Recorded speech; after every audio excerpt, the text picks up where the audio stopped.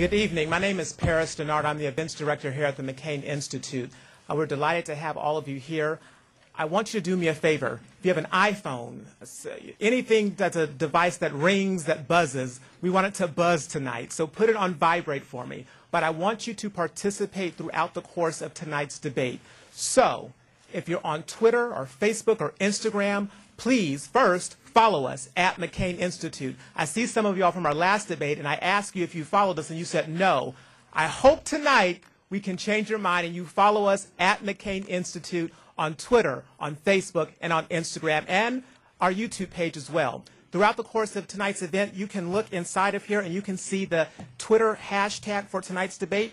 Back page, it says MIDebateChina. So use that hashtag, and our moderator, at Tom Nagorski, and the rest of our panelists have their Twitter handles there as well. So I hope that you will be engaged tonight. Let people know where you are. Let them know that you're excited, and let them know what you're listening to on this evening. Now, last point. There will be a portion for question and answer. So please, if you have the microphone given to you, please stand up. Let them know. Let the audience know your name and your affiliation. Make it easier on everyone that's here. Without further ado, I'd like to introduce to you our Executive Director, Ambassador Kurt Volker. Thank you. Thank you very much. I'm honored to be here myself, and I am delighted to see all of you. I see a lot of friends. I see a lot of repeat attendees. I see some new faces, and thank you for coming and supporting the McCain Institute. The McCain Institute was founded to honor the legacy of service to our country of Senator McCain, Mrs. Cindy McCain, the McCain family going back generations. It's part of Arizona State University, based here in Washington, D.C., with activities also in Arizona. And one of the issues that we've taken on is promoting the next generation of character-driven global leadership. We want to see emerging leaders around the world of good character and values, and we're delighted that two of the participants in our program are here tonight. Hope you get a chance to interact with them. Another area that we've taken on is trying to reestablish a culture of serious, informed, structured debate about the greatest challenges facing our country and the democratic community of nations around the world. So we've launched this debate series. I can't count how many we've done now. It's probably about the 12th. And I think you'll find this a very interesting, very informative, very engaged debate this evening. Before I introduce our moderator, I'm delighted we have a special guest here tonight, and I'd like to introduce to you Mrs. Cindy McCain.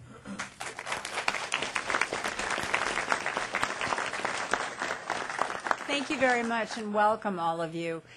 This is a wonderful opportunity for me to be able to be here. I'm not here that often, and to be able to be here tonight to enjoy this debate is especially good, especially special.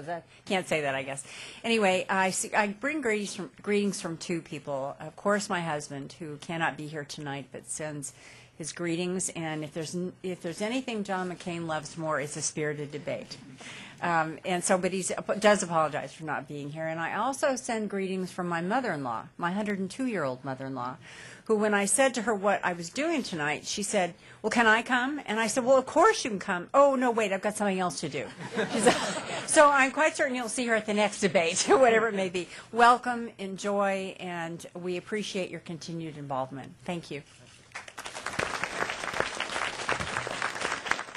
Thank you, Cindy.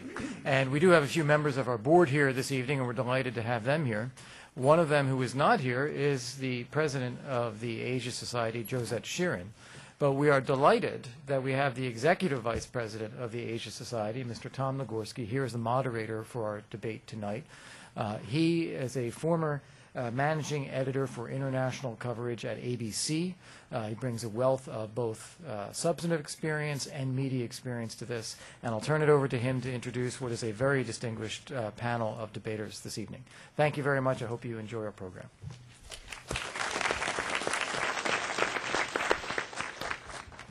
Thank you, Ambassador Volker and Mrs. McCain. I hope your mother-in-law watches online and isn't disappointed, you know.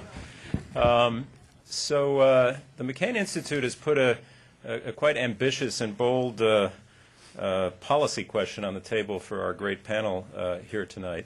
It's really arguably one of the great policy questions of our time, namely how best to engage with a very new and rising China.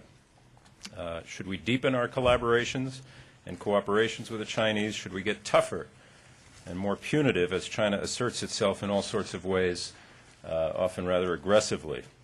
The implications in terms of how we answer that question are profound, obviously, for the United States economy, for national security, for global efforts to deal with climate change, with trade, everything from food safety to terrorism and a lot more. So as Ambassador Volker says, and you know because you've got your programs, I think, and you probably know many of these people already, we have a Blue Ribbon group here to tackle all of this. But briefly, Sophie Richardson, too, from my left, is China Director for Human Rights Watch. Mike Green, to her right, Senior Vice President for Asia and the Japan Chair at CSIS. I should say, by the way, if you don't know, you're not familiar with the format here, they are a team. Although we're a little concerned that there may be there may be some disagreements within the team. There may be some agreements across the aisle, but we'll try to be, we'll honor Senator McCain's wish to have a spirited dialogue, if not an argument. David Lampton, who is known, by the way, as Mike, just so you're not confused, is Director of China Studies at SAIS at Johns Hopkins. And at the end, Deborah Lair from the Paulson Institute, which has just recently, by the way, announced a major effort to deal with or combat environmental troubles in China. Actually, why don't we start by giving them all a big hand.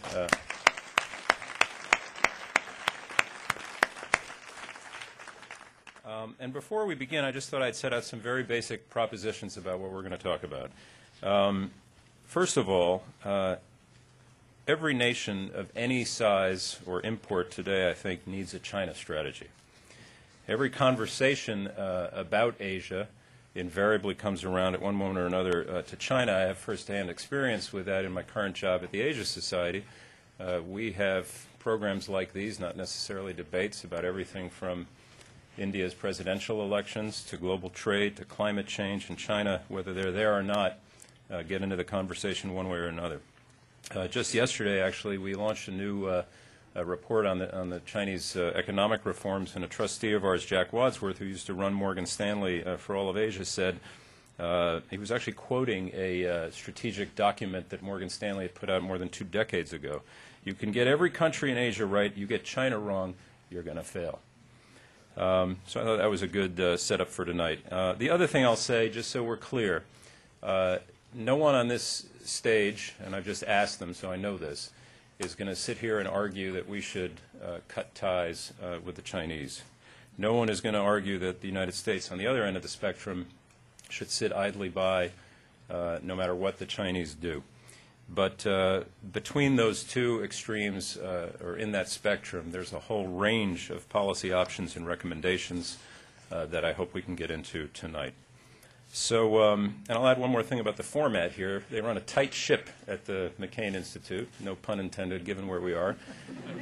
I feel like my colleague Charlie Gibson at ABC back when there were clocks all over the place. There's a clock there that says 4 minutes, which is really for the debate participants to see. So I'm to frame a couple of propositions and policy statements, if you will. One side will have 4 minutes to tackle that. The other side, 2 minutes to rebut. So if I seem rude, those are the rules, and I'll interrupt as needed. I thought we'd start with a framing question about that's very much derived from the news right now, and that has to do with Hong Kong. The showdown continues there. We have new developments almost every day. Very little give from China, defiance from the protesters. And a lot of people in Hong Kong and beyond, all around the world, are looking for a far more robust response to this, and not necessarily just in terms of rhetoric, than what's been seen so far, especially from the world's major democracies. Sophie Richardson from Human Rights Watch wrote just a couple of weeks ago, quote, "If you were told the Chinese government, an unelected one-party state, will decide who you can vote for, what would your response be? Not only would you most likely object, you would expect others, especially democracies, to loudly condemn the idea." And Sophie, you accuse democracies, the UK in particular, of, quote, appeasement of China and betrayal of Hong Kong. So the premise for this first question, should the world's leading democracies, especially the United States, be far tougher than they have been on this? Should they set some red lines? And if not, are they not, as Sophie suggests, betraying the people of Hong Kong?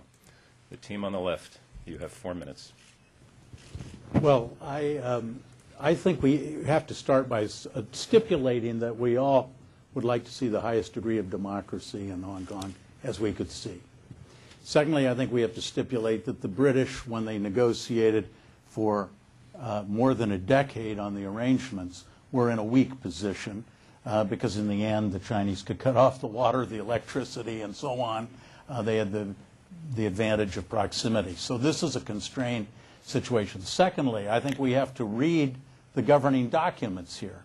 And it's interesting that the Chinese use the word the ultimate aim would be universal suffrage. There was never any point in time that was specified for the delivery of universal suffrage elections in the agreements. The Chinese have picked the earliest possible date to at least allow what they're calling a universal suffrage election. Also in the agreements were specifications there would be a nominating committee.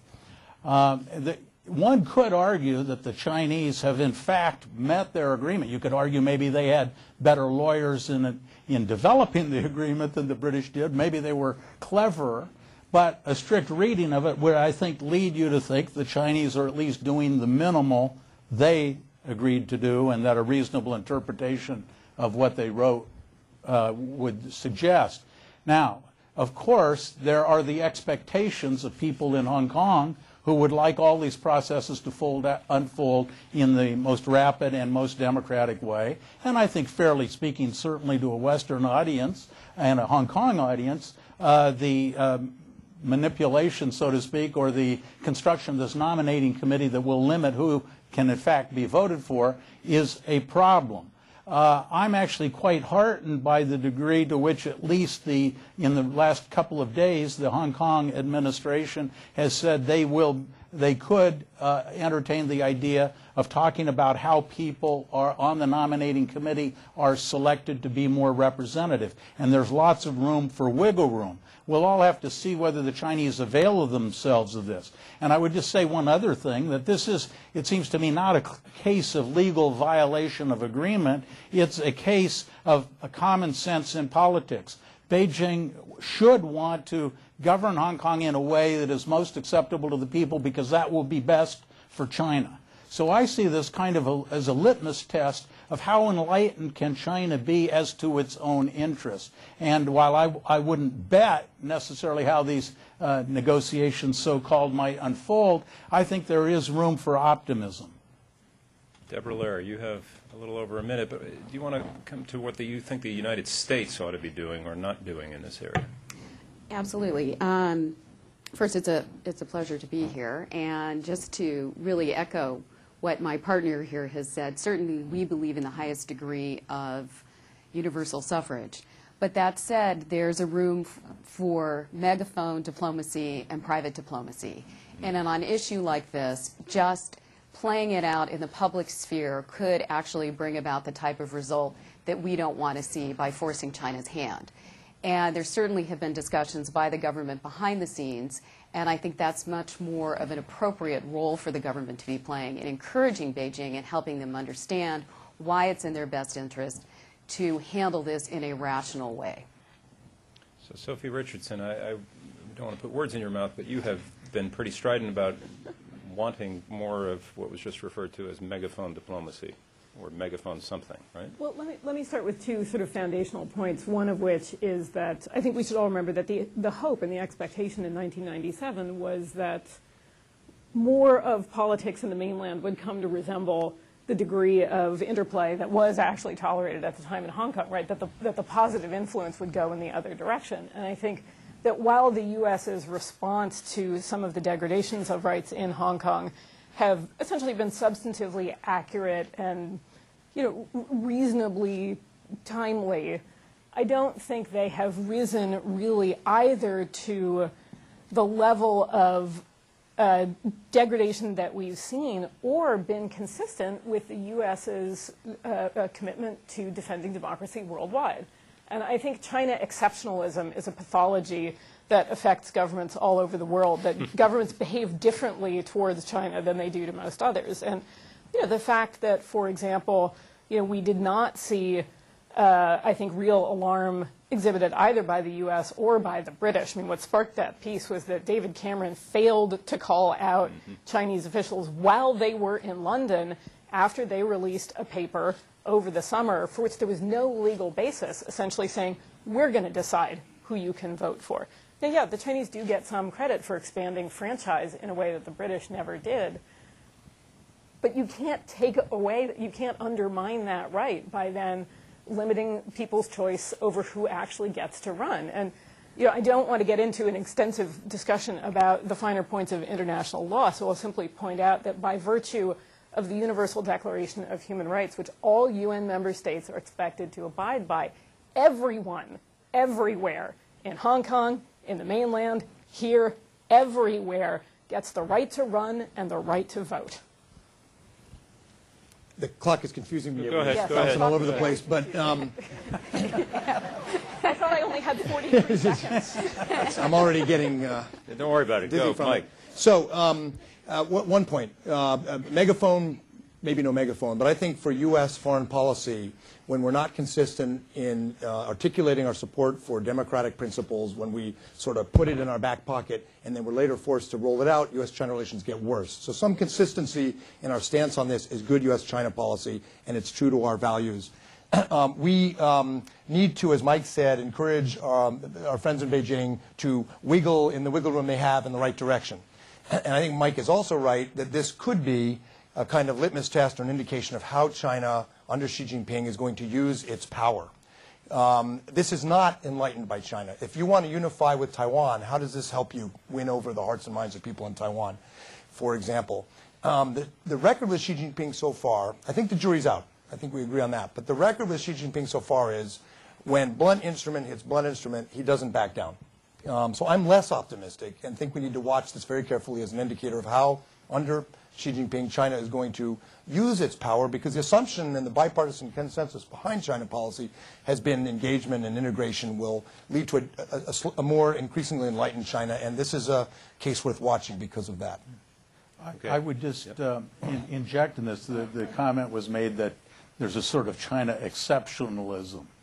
And of course, I understand what you mean, and in some degree it's true, but China is a rather unique, interesting case, if not unique, of governance, inasmuch as the scope of population that it's trying to manage and the diversity of its internal units. I mean, it's trying to manage a Mongolia, a Tibet, a Xinjiang, a Macau special administrative region, a Hong Kong administrative region. So it's got a lot of complexity, point one. And just point two really is development is a process. As I was listening to President Carter on another occasion recently, he pointed out, we didn't have the primary system till, what was it, 1974.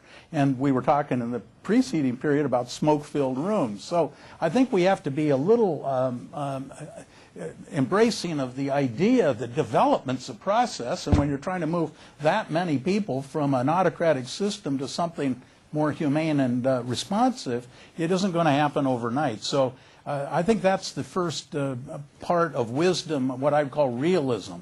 Okay, I'm going to jump in just because our next premise or proposition or framing question, whatever you want to call it, is a segue of sorts. To, in a way, I think this would be an argument that absolutely, as Mike Lampton was just saying, we should treat China as an exceptional power. But here goes.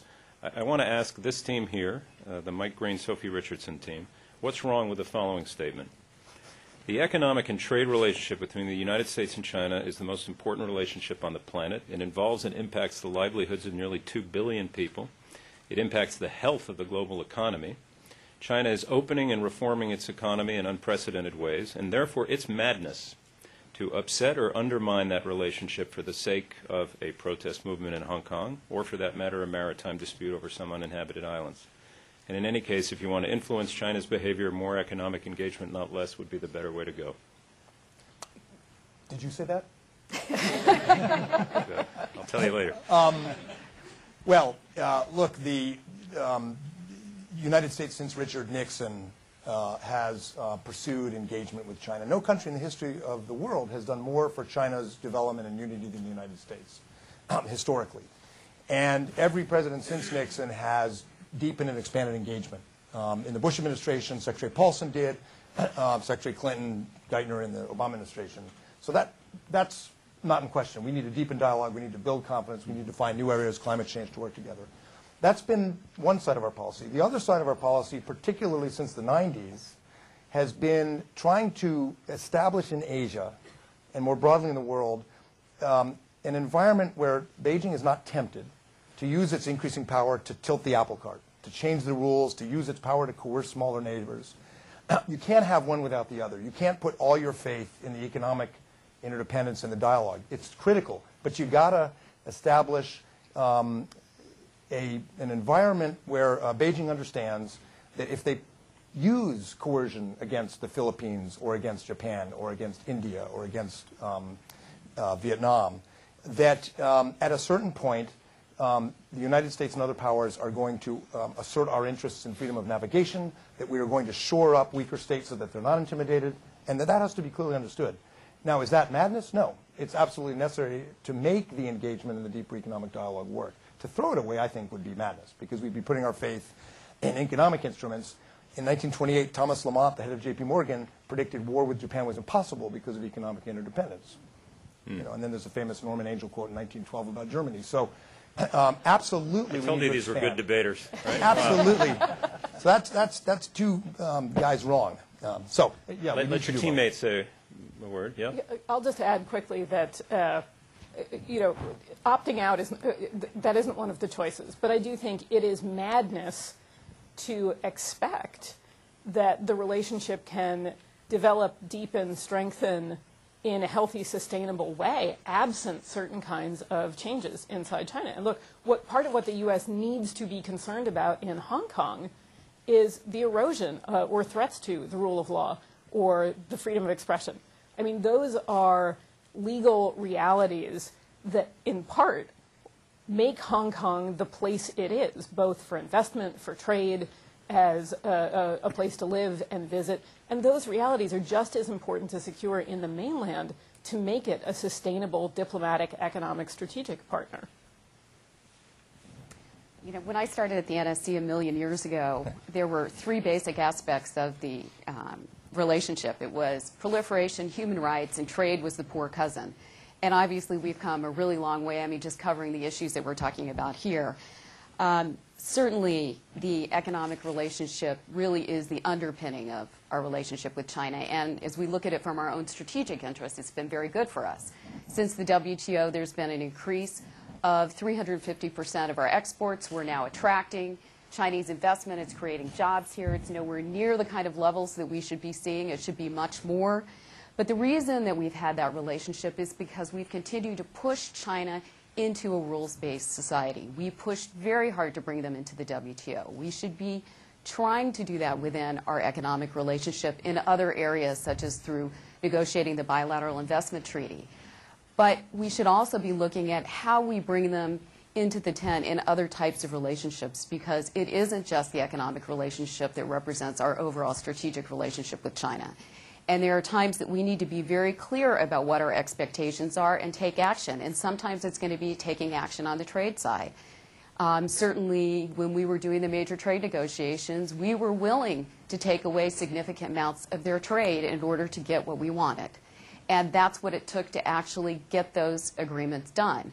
Now, we are intertwined in many ways, but there's still a lot of flexibility, I think, to be pushing China into the types of rules-based organizations with an expectation that they play fair. Cybersecurity is a very clear issue where we have those kinds of issues. Climate change, too. These are areas of potential cooperation if we handle it right, but there are obviously potentials for huge conflict if we don't handle it right. But I guess the premise of the statement is, or was, that we risk, in the trade sphere and the economic sphere in particular, we risk something if we are aggressive in those other areas. And right now, by the way, I mean, there does seem to be a great deal of belligerence underway in those areas. Do you buy that or not? Either one of you. We've seen this and we've heard about this for years. The big argument always about going to negotiate on intellectual property rights was, oh no, you can't do that because they'll take it out against the companies. Well, certainly there are times when the Chinese government does play tough. We need to also play tough. And I think the Chinese are too dependent on us, at least in the short term, to really undermine the overall economic relationship. Xi Jinping has outlined an exceedingly ambitious agenda, not just economic, where certainly their whole economic model is failing right now. I mean, they need a transformation of the economy to be able to turn China around in the way that he hopes. He is dependent on a, maybe peaceful is too strong a word, but a stable relationship with the United States and a stable relationship with Europe. I would just add, the way the question's posed, it's only the U.S. that's got the levers here on the management of the relationship. And I think you're in a weak position when you think it's all your decisions. The Chinese are making decisions. And right now, I think they're making a set of decisions internally and with respect to their dealings with Japan and so on that are inflicting prices on the system that are going to be very heavy for China. It's a security reaction going on in Asia and the surrounding countries. FDI, foreign direct investment from Japan, has dropped in the last period since this tougher PRC policy. And I think we have to have a little bit of faith that there are interest groups now in China that have a stake, and they're beginning to push back. Now, who knows who's going to win in that ultimate pushback? I would just say one other thing, is that our system of federalism is a very fortunate system because it provides lots of actors. I was out in Michigan not too long ago, and the governor there, Rick Snyder is his name, goes every year to China. In any case, there are over 100 foreign direct investment, Chinese foreign direct investment factories employing Americans, in some cases billions of dollars, hundreds of millions of dollars of revenue. So we've got some real positive incentives to make this thing go. We have state actors that are willing to be positive, as Congress or the federal government has to play the bad cops sometimes in this picture. But the Chinese have a responsibility to make this work, and they're going to pay a big price if they don't. And we're already seeing now in the relations with Japan some of those prices. Okay. I want to pick up on something you said, Mike Green, which is interesting, that you said that we should pursue a policy in this country that, if I have you right, that doesn't get the Chinese to a place where they are tempted to engage in bad behavior, if you will. Can you explain what you mean, and what would a U.S. policy be that might take away the temptation? Well, I think there probably is some consensus up here that our levers to change Chinese behavior are limited, increasingly limited. We don't want too much consensus. Okay. But when we say it, we're right. No, I think, look, the good China strategy is about setting expectations consistently. That China cannot divide us from our ally Japan, that coercion against smaller states will be met with support for those states, that we will stand up consistently, not gratuitously, but consistently on democracy, that we will strengthen our partnership with China everywhere we possibly can, including exchange of students, work on the climate, and eventually someday getting China into the Trans-Pacific Partnership. So we need to set expectations. Where we get in trouble is when we don't do that or where we change the expectations. I have faulted the administration for throwing out phrases like respecting each other's core interests with China or embracing a new model of great power relations, because we set the expectation, perhaps unintentionally, that we're willing to shift how we think about Asia to a bipolar condominium with China, that our allies aren't important, that our principles aren't important. Consistency about setting expectations, understanding that in China there are multiple interest groups, but the government understands power, and that the government understands that the President of the United States and his administration are going to deal with the unruly interest groups in our country to try to keep the relationship moving forward. It's both sides of the coin. When we don't think about the expectations we're setting, that's when we get in trouble. Okay, so let's do a proposition now for the team on the far end. Picking up on this great phrase, bipolar condominium, and the smaller states you just referred to. We hear constantly from visiting delegations from particularly the members of ASEAN, the Philippines, Indonesia, to a lesser extent maybe the Malaysians, certainly the Vietnamese, that they're in a world of hurt sometimes with the Chinese, and they do not understand among the many countries trying to better understand the U.S. pivot to Asia. They don't understand why the United States is so afraid of criticizing the Chinese. They don't believe ASEAN has been strong enough necessarily, but they also think that we in this country ought to help them feel and do exactly what you just said. The Economist said recently in a lead editorial that it would be a big mistake to draw red lines, say, in the South China Sea, which is obviously the issue that most preoccupies these countries. Do you think it would be a mistake, and if so, why? I guess I have a couple of reactions. First of all, this whole word robust response keeps coming up, and of course, I think most people, certainly most Americans, respond positively to being robust.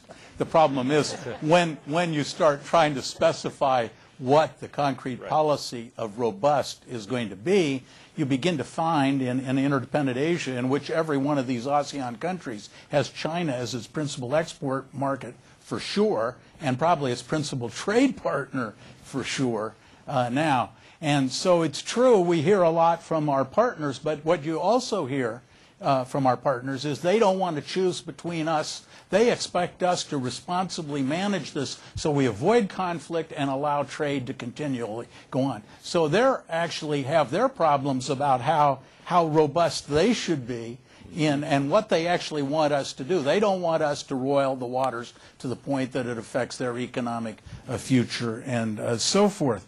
Also, I think we have to be aware, the more tightly aligned you become with countries, sometimes the more trapped you can become by their interests. I don't think Mike Green would necessarily agree with me, but I think we ought to be a little more forthright with the Japanese about some of their policies and let's say revisionist history on World War II. They've created a gap between our one of our other allies, very important, Republic of Korea, precisely because of this. Now, I think behind the scenes, I'm assured we are trying to urge restraint and moderation on the Japanese, but we've got this problem dealing with our allies the same way with the Filipinos. Do we want to back them up on every rock and atoll in the South China Sea? Probably our national interest would suggest maybe not. So all I'm saying is everybody's got their interests in this region, and they're trying to manipulate the big powers to provide them either the security or the opportunity for economic advancement. But they're in our camp as long as we serve their purpose. But what about Mike Green's point that we should have, or maybe you want to make it again, that we should have some more consistency about what would be okay and not okay from our standpoint, the U.S. standpoint, in, say, the South China Sea? Do you want to come back to that? Well, on the Japan piece quickly, look, some of the historical revisionism is unhelpful because it complicates relations with Korea, and Korea is our other big ally, and we need our allies to work together on a range of issues. So it's unhelpful, no doubt about it. However, in the rest of Asia, outside of Korea and China, Japan has a 96% favorability rating. And in the U.S. in recent polls, it's well over 80%. So Japan's not a liability. We have a problem with Japan and Korea, and I have been actually outspoken on the need for Japan to tone it down a bit. And when you say Japan, there are multiple actors, multiple voices, and it's actually a quite complicated issue within each of these countries, the historical memory issue. But on the interesting point Mike raised, which is you don't want to be entrapped by smaller allies or partners. You don't want them to think they have a blank check to bring the 7th Fleet in to fight the Chinese for them. That's absolutely right. So you have to have a kind of tailored program with a treaty ally like Japan, where we have a solemn commitment to come to their defense, or Korea. We want to be engaging and cooperating more on how we deal with these security problems. Then China gets the message it can't divide the U.S. and Japan, and Japan gets the message that we will stand by them, and we have a lot more say, each of us, over how we in Japan, how we move. So in other words, if you are worried about Japan sort of pulling us into a crisis, then the best thing to do is embrace and jointly work together on these problems and capabilities. In a case like Vietnam, we have no treaty relationship, right, but we do have an interest in helping Vietnam develop its capabilities, and we're doing this. The arms embargo is being lifted, so that they understand what's happening in their waters, so that they're not surprised. So it's going to be case by case, but as a general principle, I would lean towards embracing our allies and helping them with these challenges, because it gives us more leverage on these problems from their side, and it sends the message to Beijing that coercion will not lead us away from these countries, it will lead us closer. Although, can I offer up the first intra-team Uh-oh. conflict here? Which is simply to say You have that... to just move to the other side. Should we just rotate? Maybe I'll go sit over there. I think in pursuit of that strategy, though, the U.S. has to be very careful not to, ratify or approve of behavior by some of these other governments, particularly in Southeast Asia, that's appalling and doesn't deserve to be rewarded. I mean, we are deeply, deeply disturbed that the U.S. is going to start selling weapons to Vietnam again when, this is a government that has an appalling track record on human rights issues.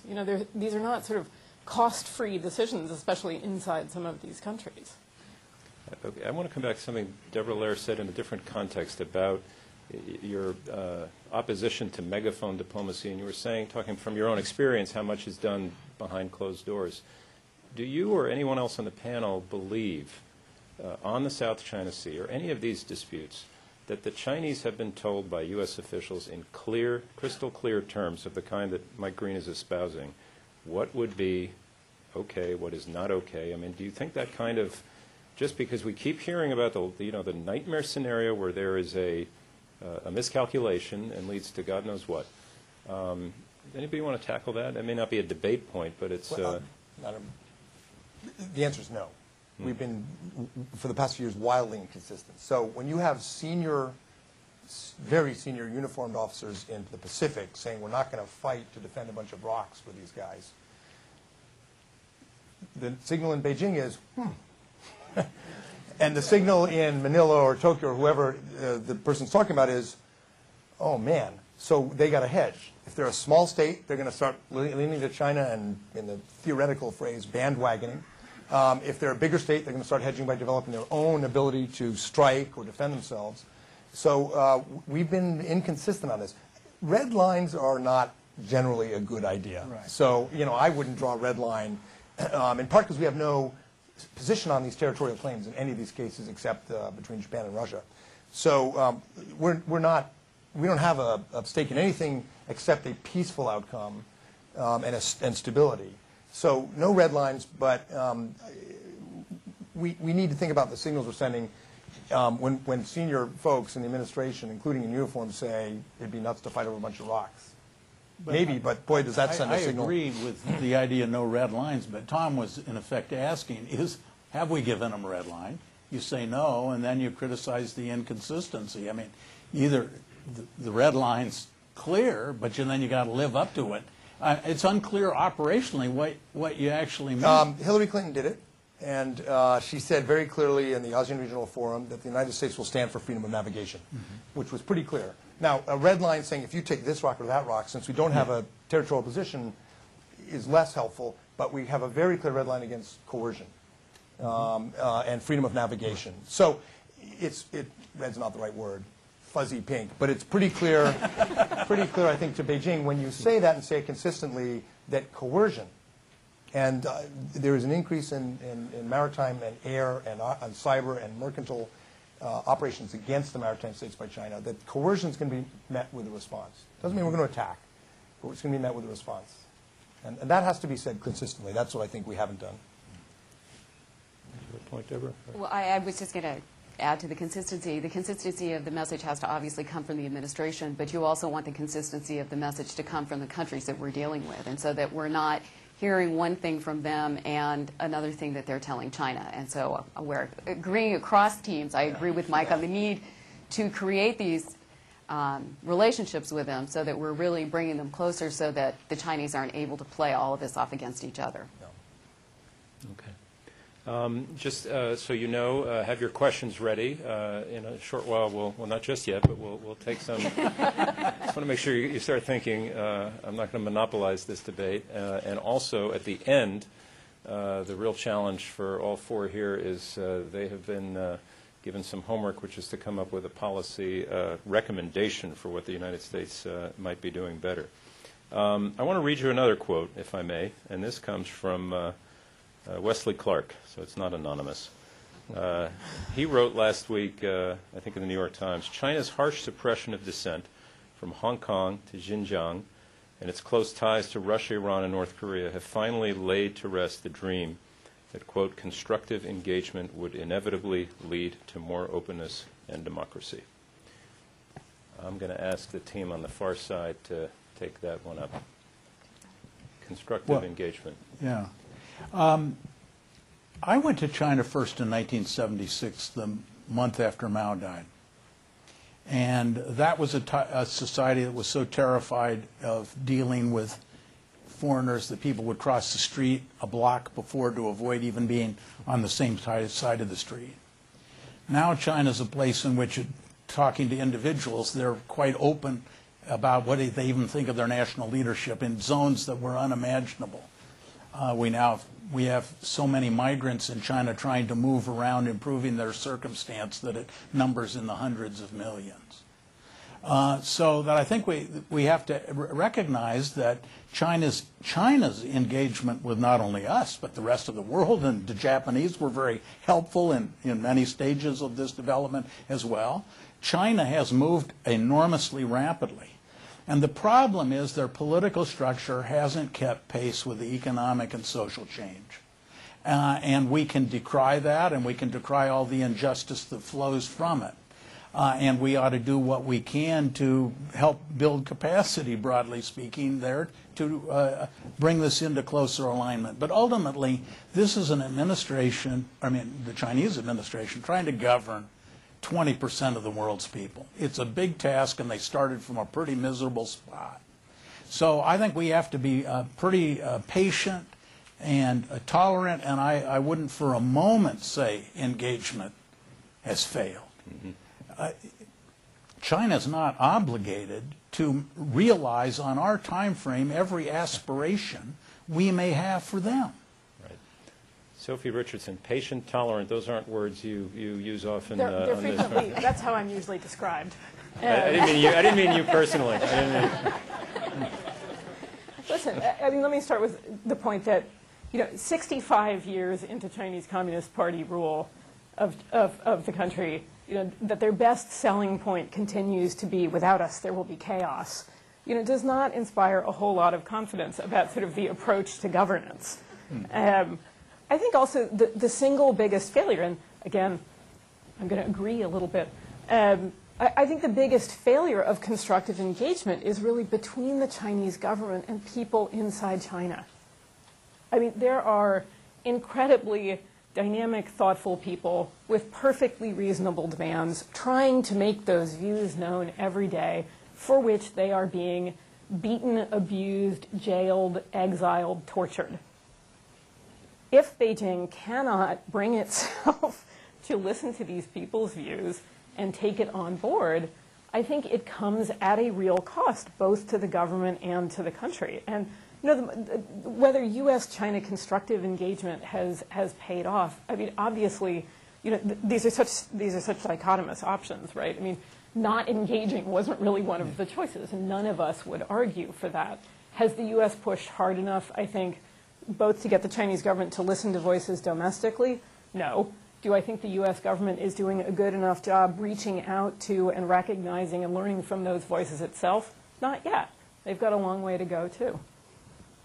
Deborah Lehr, I want to come back, given all your experience on the global trade and economic front, to another question about U.S. policy in that regard. What opportunities do you think right now, given all those statistics that boggle the mind about the Chinese economy right now, what opportunities do you think the United States is missing on the economic and trade and business fronts right now? You can take a stab at that, and we'll see if that provokes anything on this end.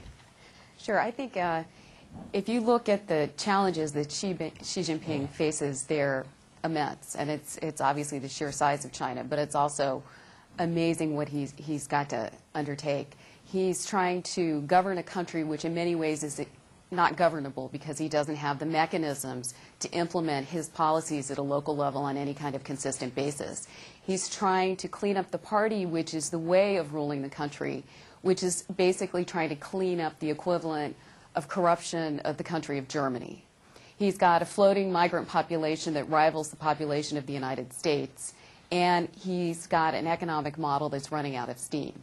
So where I think actually there's tremendous opportunity is, one, in the trade field, and that is creating these structures, as we did in the WTO negotiations, to bring them into a rules-based society around trade. And one Chinese official explained to me recently that they viewed the BIT as potentially more transformational for China than the WTO was, which is a pretty astonishing comment.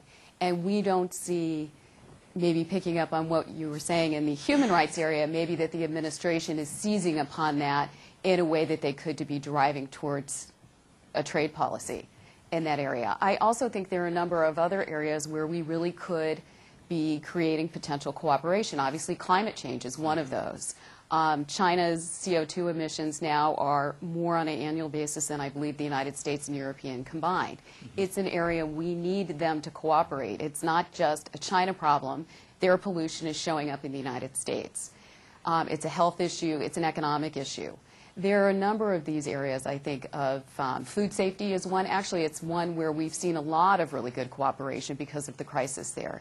And I think these are also areas where Xi Jinping has recognized that they have to be priorities for his ability to continue to govern because of even if in democracy they're not going to listen, they're listening in the environmental area. It's the largest number of protests, and they have major reforms that they're starting to introduce, ranging from mayors are being judged by their ability to implement environmental practices in their cities for their promotions, to there's talk of, at the plenum, restructuring the whole organization, which I think would be an incredibly major step, of the Ministry of Environmental Protection, where it no longer would report to local officials who can implement whatever policies they want, to having to report to Beijing directly. So I think these are some positive areas where the United States has great opportunity to really work not just bilaterally with China, but multilaterally with the community to bring about positive change. And I wonder, do you mind sharing with the audience the point you made when we were talking before about where you think there's some deficiencies in terms of just a concentrated, consistent, if you don't want to, you don't have to, but I mean. When we were talking about the structure just in the basics of how to deal with China, and when Secretary Paulson created the Strategic Economic Dialogue, the idea behind it was to create a mechanism to deal with China in the way that China makes decisions. And so it was to bring top leaders for both countries together and create the top-down kind of decisions at a high level to make it easier for the working level in China to move forward on the details. And when the Obama administration decided to change that structure for very understandable reasons within our own government and split the leadership between Treasury and State, whereas before it had been every economic issue was led by Treasury, it bifurcated the system within China. And so, for example, you have the strategic dialogue led by Secretary Kerry, but he's also the lead in the U.S. government on climate change. But his counterparts in China have nothing to do with climate change. They're all the security system. So no decisions are being made because you have a mismatch at the highest level to create that kind of structure. So it's, again, a missed opportunity for very understandable reasons on both sides, but it's not really I think, a demonstration of understanding how China really works in its decision-making process. Okay. Anybody else on that point? We're going to go to the audience then, and I hope you guys can provoke fights better than I have. So I think there's somebody from the McCain Young Leaders Group. Is that you, sir? No. I could be. You could be, yeah, maybe. I think it has to be a longer process than that. Okay, well, while we're looking for that person, who has a microphone? Maybe this gentleman here, can we? Forgive me, it's hard to see. Oh, that must be the McCain Young, yes. First, then we'll come to you. I'm not that young, but very fortunate participant of the NGL program at the McCain Institute. My name is Beyva Nurçoğlu, and I'm a Turkish journalist. First of all, thank you for the lively debate. And I think not only in China, but the human rights activists all around the world expects the U.S. support and leadership for freedom of expression. I completely agree that the need for the change should come from within, but most of the time the U.S. Pressure or U.S. support is the only protection for some activists. So I wonder if the U.S. turns a blind eye to human rights violations, then who will be actually doing this? And isn't it really contradicting the core values of the United States? Thank you.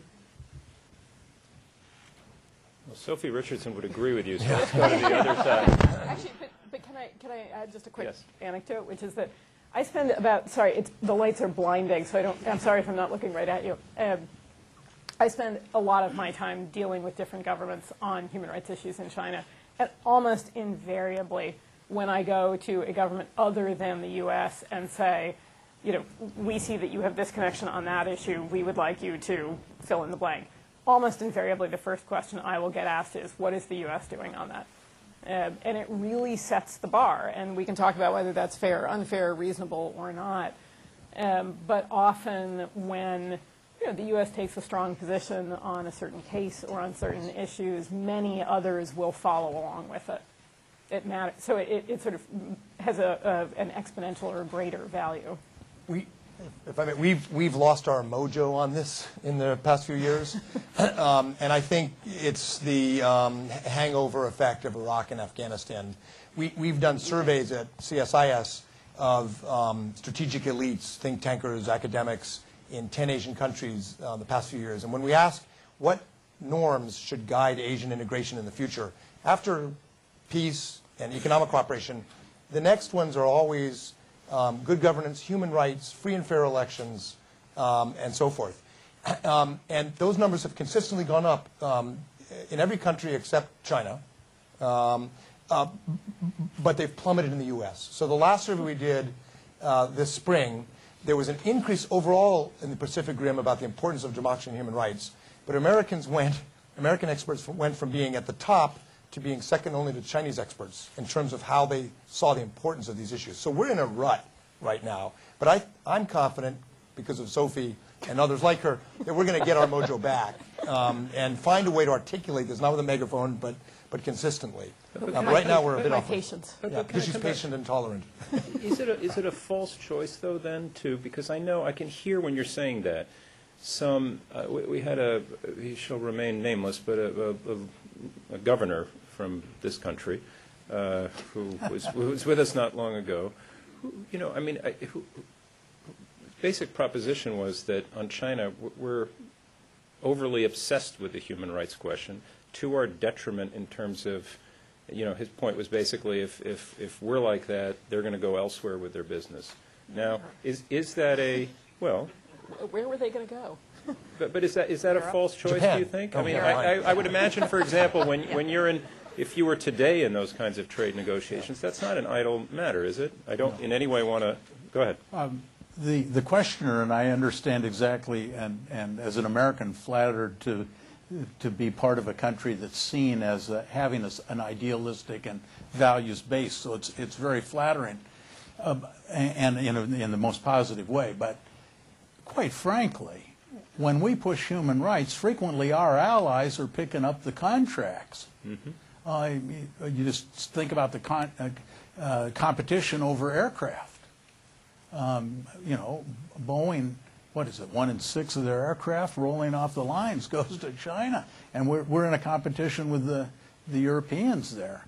And so, frankly, we find that not only are our allies frequently behind us, they're way behind us on this issue. So I would ask our friends, too, to not take advantage of our forthrightness when we express it. That's point one. Point two, I think it's not entirely fair to characterize the current administration as missing an action on this.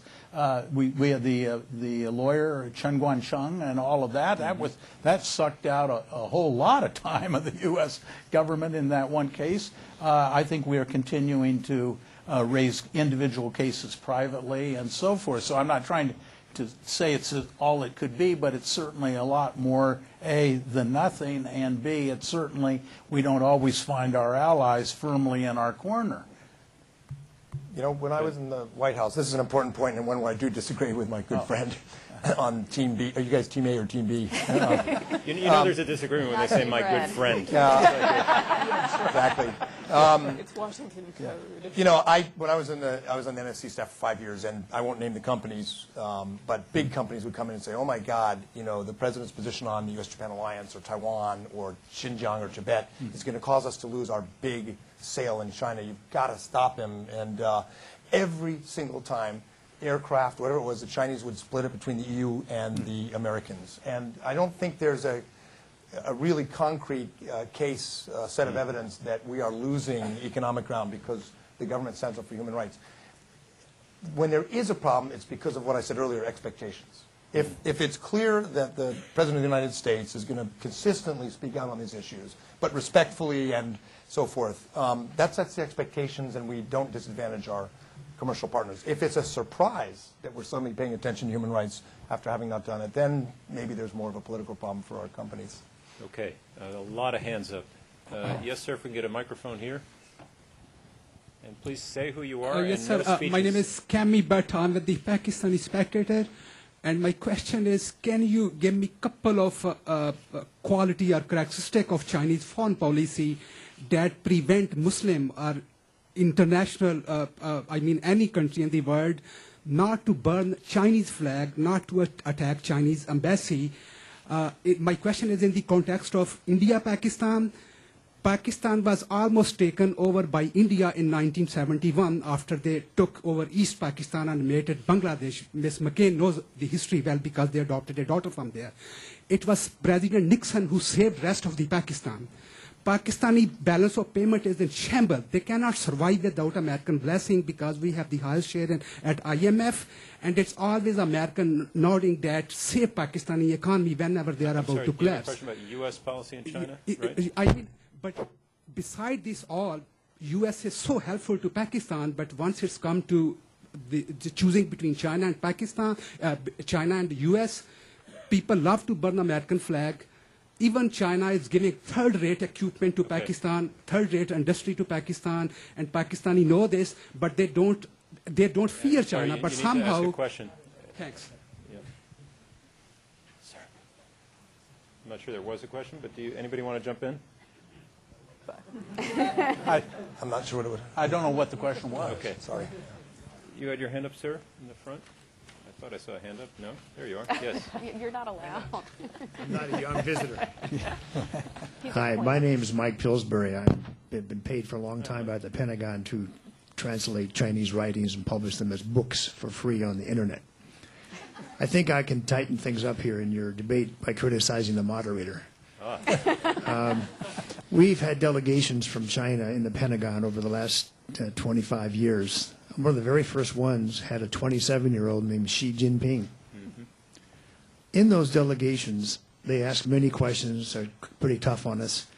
The panel, to both sides and the moderator, have not mentioned about 8 or 9 really tough questions the Chinese ask us.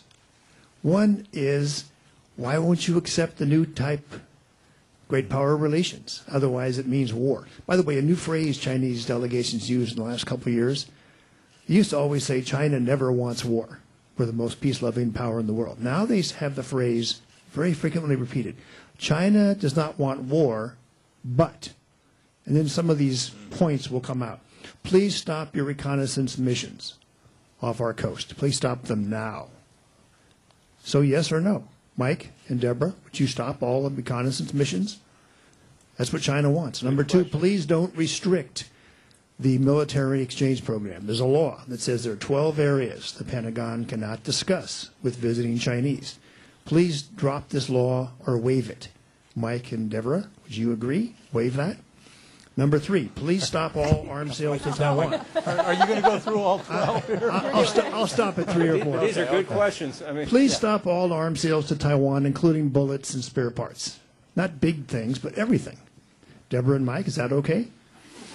Number 4, we Chinese were sold weapons by Ronald Reagan. We need spare parts. A lot of our helicopters and things are breaking down that you sold us under President Reagan. We need military weapons spare parts. If you don't give them to us, that's a bad sign. Number 5 and 6 and 7. Please don't sell India XYZ P-8 aircraft. Please don't sell Vietnam anything, despite Senator John McCain's speeches and visits. Please don't back Japan. President Obama made a speech in Tokyo in April. Article 5 of the treaty requires we defend the Senkakus. This hurts the feelings of the Chinese people. Mike and Deborah, is that okay that President Obama brought up Article 5 of the treaty when he was in Tokyo? These are the kinds of nitty-gritty issues we face all the time. It's not a vague idea of constructive engagement or not. It's nitty-gritty things. How do you feel about these issues?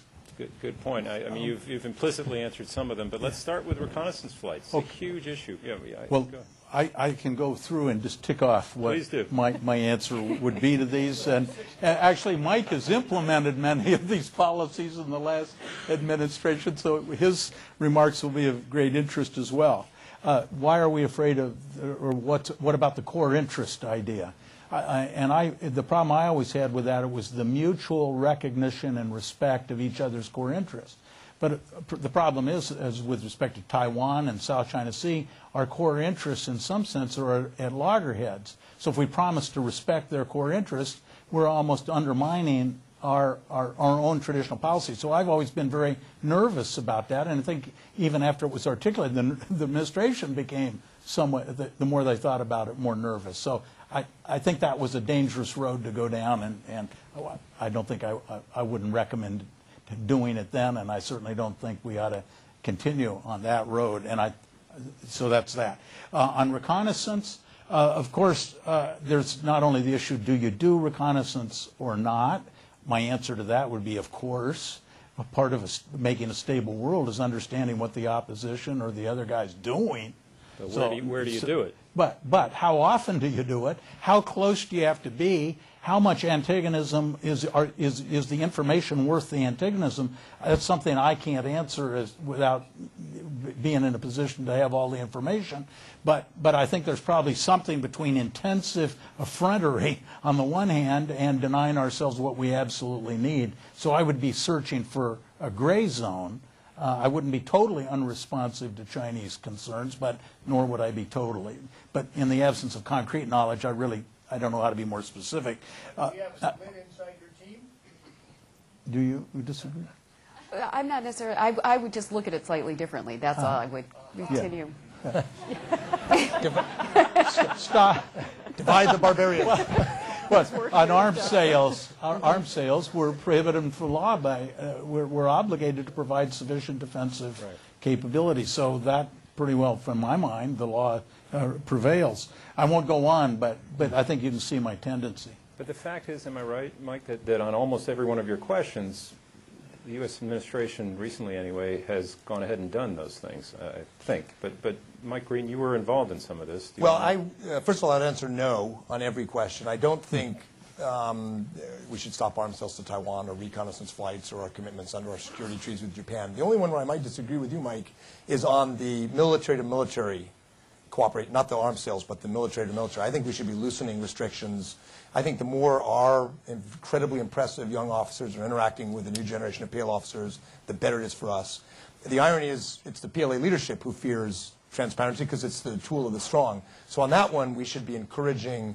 I mean, Mike and I are both professors, and what we see with students from China is just phenomenal. The exchange and the opportunities to understand. Our militaries ought to be doing that too, because the PLA is beginning to live in a bubble that's very dangerous. And on the new model, I could go on for hours, but I would just say the biggest problem with the new model of great power relations is not a new model of relations, but the great power part, Daeguo, which in all Chinese writings is Russia, China, the U.S., and occasionally the EU. It's not India. It's not Japan.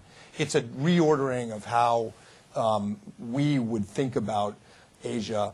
Across the region, people don't like it because it looks like we're going to sort of work this out with the Chinese, and our traditional allies and partners with common values and interests are going to sort of wait outside the door. That's a little bit of a caricature, but it is a positive vision in the sense that war is bad, but it's a bad vision for us because it's an ask that we sort of accede to spheres of influence and answering yes to all those questions you asked in order to have this new model. So I thought Secretary Hagel got the administration out of the trap very well because a number of very senior people were saying new model of great power relations. Hegel goes out and says, we want a new model of relations, and I think that's right. Can I just add? Obviously, these are questions that have been around a long time, and there's a whole language that goes along even with each of those questions. But for all of us who've been working on China for a long time, there's policy, and then there's how things are really done. And just my little anecdote is when I was at the NSC, we sold the F-16s to Taiwan. And there were many in the government who were writing in and lobbying us and telling us that the relationship was over, it was going to fall apart, it could never survive this, we were at such a sensitive time. But the Chinese understood very clearly what the motivation was behind it. George Bush, their friend, was running for election, and he needed to sell those F-16s for political reasons to get votes in Texas. That's what it was. We, with the sale of those F-16s, which was strategic but also political, we balanced it out with a number of things that we did for the Chinese. They did their expected complaining in public, in private, but the reality is the relationship continued on, and we managed to put together and rebuild the political relationship after Tiananmen. So when, obviously, George Bush lost the election, when Clinton came in, he didn't have to make a number of the very difficult decisions that would have been politically difficult for him to make just coming into office, such as reestablishing cabinet-to-cabinet ties and some of the other behind-the-scenes types of things, including, returning some of their aircraft that the Defense Department was holding that wanted their spare parts, managed to get those off on boats by the time that President Clinton was sworn in, but a variety of other things that went along with it. So I would just say, really, there is policy and the diplomatic language that goes along with that we all, at this dance we have to play, but then there's really how things actually get done. Very well put. Yes, sir. Here in the second row. Again, if you can say your name and keep it brief. Yep. Sure. My name is Z. I'm from Georgetown University, proud student of Dr. Green. I remember in one class we're talking about China. And Dr. Green asked us, what do you think as Xi Jinping think of the first thing in the morning? And the first answer we got from the class is that he need to back up his political enemies and take them out. My question is that I did not plan that answer. So my question is that, given right now there's a political storm going on in China, officials are falling off left and right off the radar, and I want to know, what do you guys think about where this campaign is going, and do you think Xi will emerge out of this campaign eventually with a renewed sense of confidence, a renewed sense of ambition, and would that translate into a more assertive stance towards the United States? Well, I'll take a stab at it. First of all, I think the current characterization of him is he's pulled off really quite a rapid consolidation, particularly compared to his predecessor, and it's impressive how he's got his hands around the choke points of the policy-making system. And if you look at the chairmanships of committees that he's gathered into his own singular hands, it's impressive. But ultimately, I think I'm not as convinced of his durability and the soundness of his position and strategy as many others. I think I have to ask, you've got limited resources, you have limited attention, and we now get more conflict and friction in Asia. Deng's strategy was keep the outside quiet so we can focus internally. He seems to be less concerned about keeping the outside quiet. I think that's going to have very big costs for him. And then Deng was always very careful not to get too many enemies simultaneously. He'd sort of pick them off one at a time, but not all at once. And I wonder if quite frankly, taking on more domestic and foreign opposition than even he is going to be able to deal with. So I'm not convinced, quite as convinced as the conventional wisdom is, that this is going. I think it's what we're seeing is a fight under the bed sheets. We're seeing elbows and legs and everything else. Don't know quite what's going on, but I think it's a little risky to project here. Yeah. It's not an analogy I'm going to try to extend. But I do think, I just don't even want to try to take bets on what's going to happen to Xi Jinping in the long run. There's so much that we don't know. But I do think it's important to talk a little bit about the human cost of the anti-corruption campaign. I mean, obviously, we're all for eradicating corruption, but there's so clearly a political agenda to this. Even if you look at the number of independent anti-corruption activists who have been given ludicrously harsh sentences in the last year in the context of this campaign, literally for doing as little as going out in public and saying exactly the same thing that Xi Jinping is saying. You know, he gets to run the country, they wind up in jail. But even if you look at the number of suicides by officials who've been accused of corruption, the number of people I think we can now reasonably assume are being subject to the party's own internal disciplinary system, which affords none of the protections one should have when one is accused of a crime. I mean, obviously, even in the normal legal system, all of the rights to a fair trial, those protections are extremely weak, but they're worse within the party's system.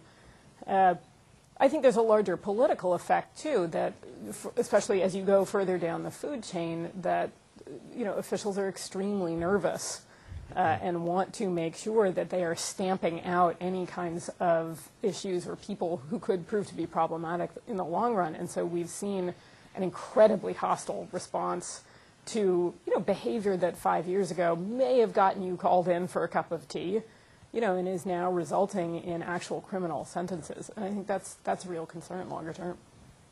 Go ahead, Deborah. I think, Wang Qishan, who Xi Jinping brought in to really run this campaign, has a background that's very unique given his many previous positions in business and government in the provinces. And he has a unique understanding of how China works, but where the corruption is. And the way that they've been going about this, obviously, part is to build up public support for Xi Jinping and his policies, to show that they're really addressing the corruption. And two, I think, is whatever the political motivations may be in going from a human rights perspective, if you look at the organizations that he's targeted, many of them are critical to his reform program. And so he is taking on those very powerful vested interests that he wants to reform economically, and he is systematically cleaning out the networks. He's getting the head of SASAC, that governs the state-owned enterprises. He is tackling not only the CEOs, but down through the system of the leading SOEs in telecom, in power, in media, all those sectors that are monopolies. He's going after the research institutes and the academic institutes that all provide the policy support for them.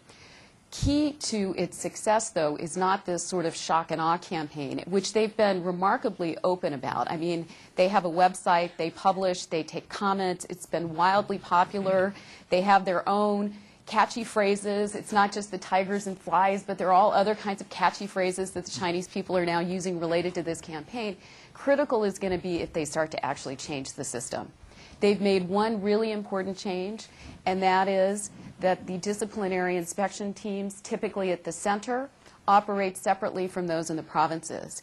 And they have restructured that relationship so now that those local officials, when they start an investigation, have to report to Beijing, so they can no longer cover it up if there's an investigation going on. It's a slightly more transparent system.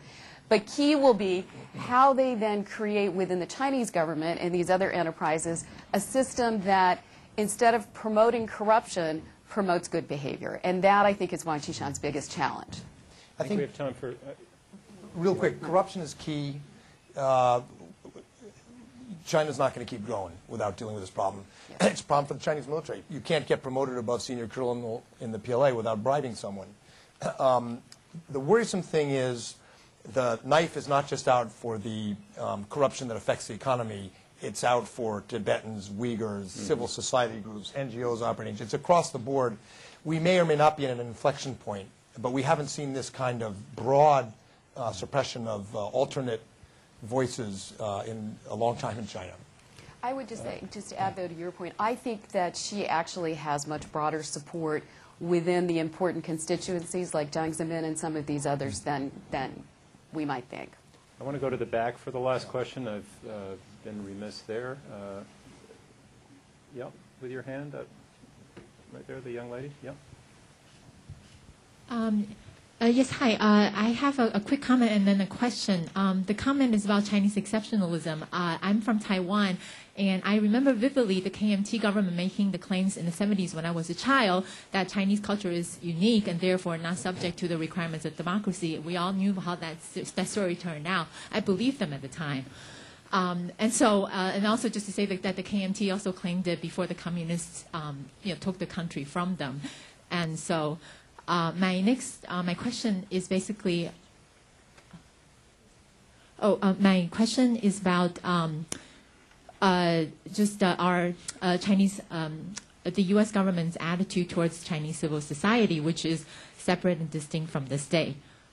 There's a Chinese colonist in exile in Germany called Changping, and he says that his biggest complaint is that all of the evils, all of the monstrosities that the government in China had perpetrated have now become the bar by which they're judged against.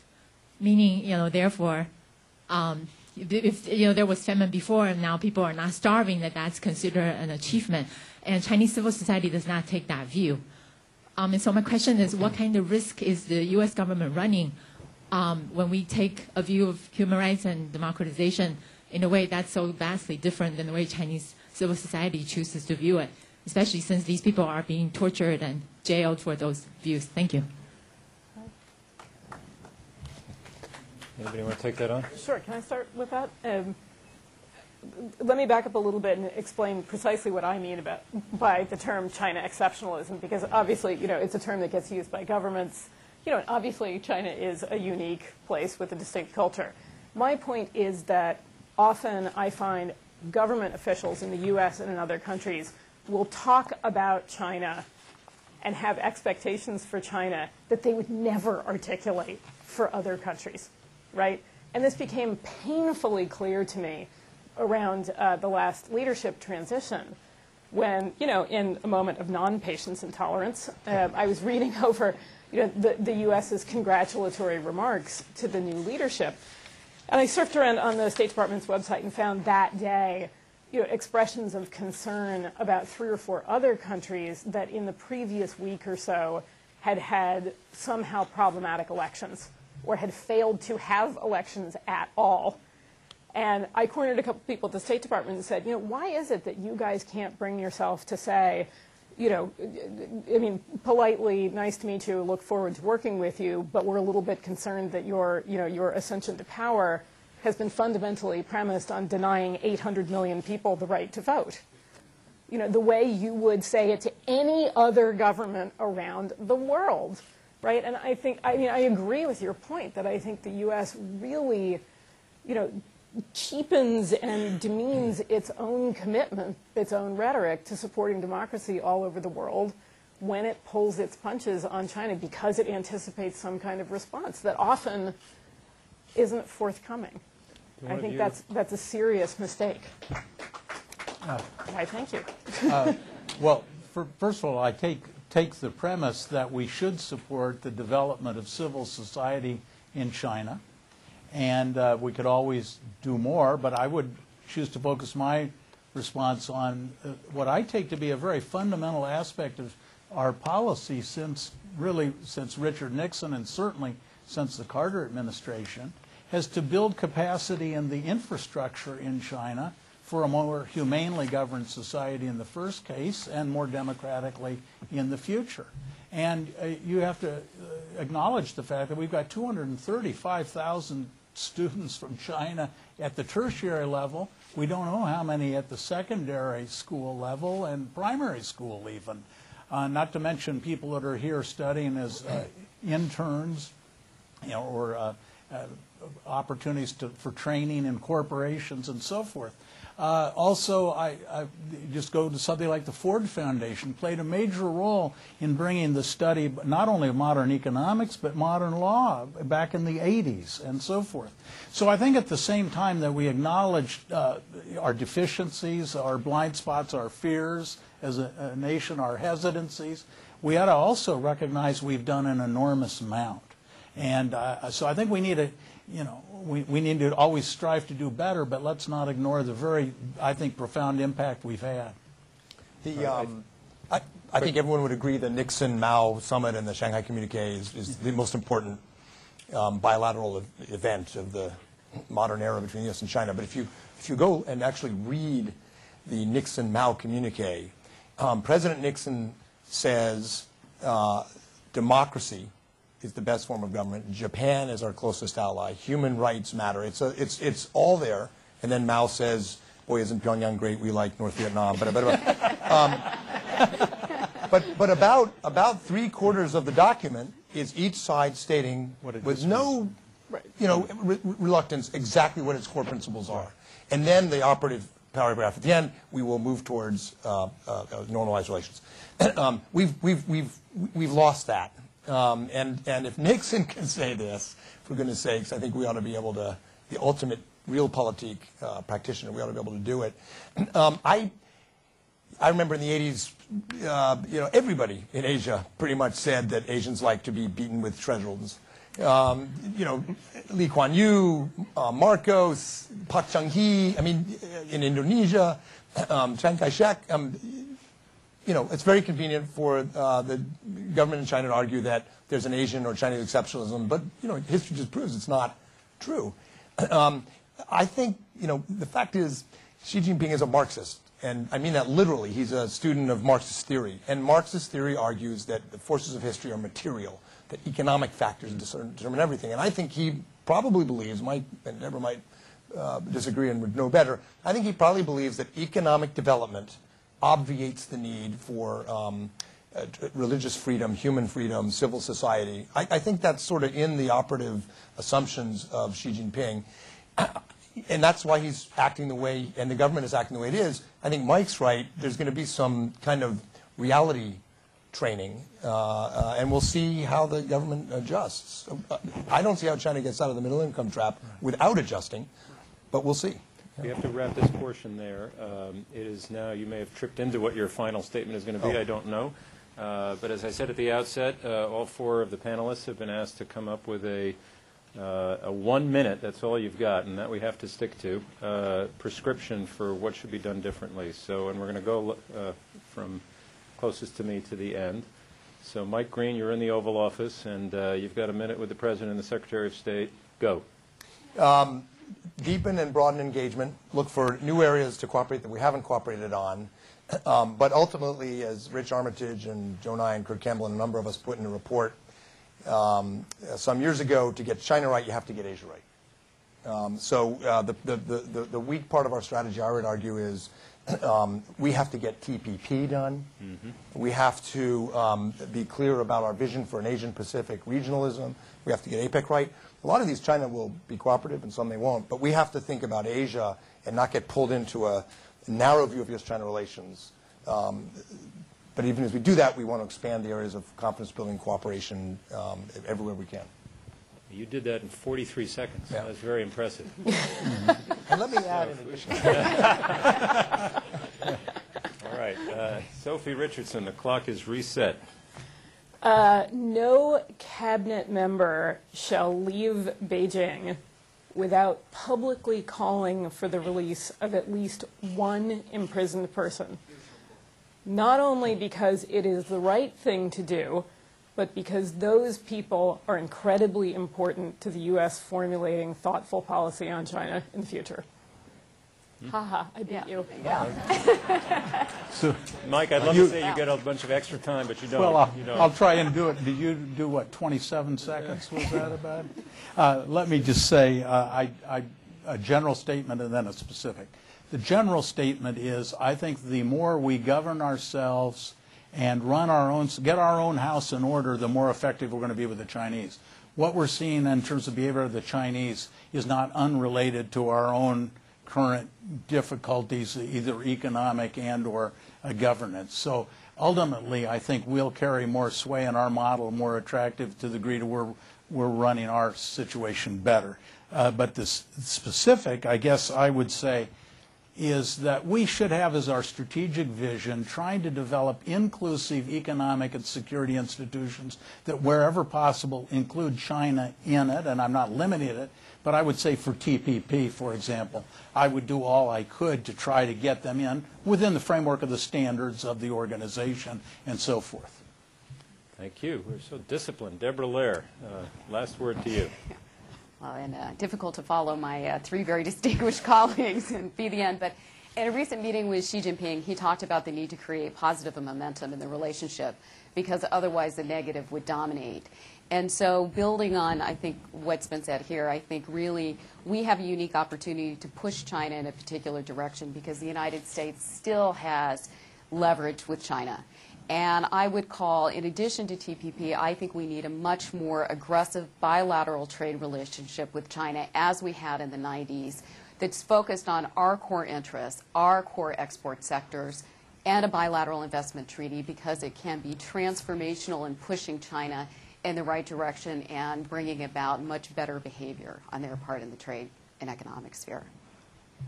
Well said. Thank you. And before we wrap, I know Ambassador Volker is going to say a few words. I just personally want to thank you all at the McCain Institute for having me here. Thank the audience.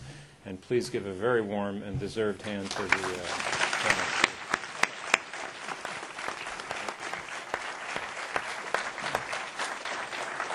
And please join me also in thanking our terrific moderator, Tom Nowinski. I want to thank you also for taking your time to be here. Also give a round of applause or a show of hands. Was this the most informative and insightful discussion of the real issues of China that you've heard in a long time? I think so too. So thank you to our panel. Thank you very much. And thank all of you for coming. Please follow us on Twitter. Check out our revamped website, McCainInstitute.org. Watch your inbox for invitations. We'll see you at our next debate. Thank you. I am too, yeah. Vietnam. I agree with you. I support